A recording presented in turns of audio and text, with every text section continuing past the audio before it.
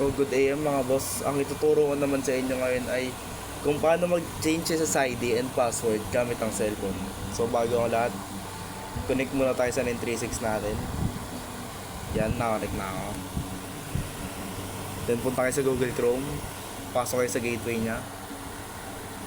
Yan, 1.92.168.8.1, enter lang. Then click nyo ngayon itong information. Walang lumabas sa password sa akin, pero ang password lang niyan is admin. Dun punta kayo ngayon sa WLAN. Ito. Yan. Dun basic settings. Ayan, andyan yung SSID nyo and password. So, kung gusto nyo palitan, wait lang, try natin siya palitan. So, sa akin, palitan ko yung SSID ko, admin tools. Then yung password, palitan ko rin siya, admin tools. Yan. Test nyo yan kung anong gusto nyo password and SSID. Pag napalitan nyo na, apply nyo lang. Yan. Then, okay. Wait lang.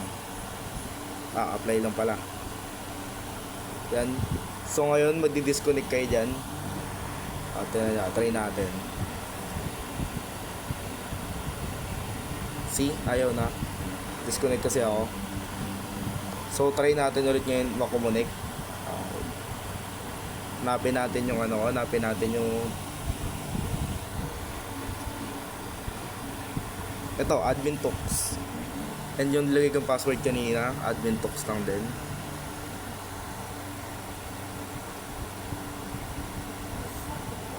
See? Nakakonect na ako ulit. Try natin pumasok sa site.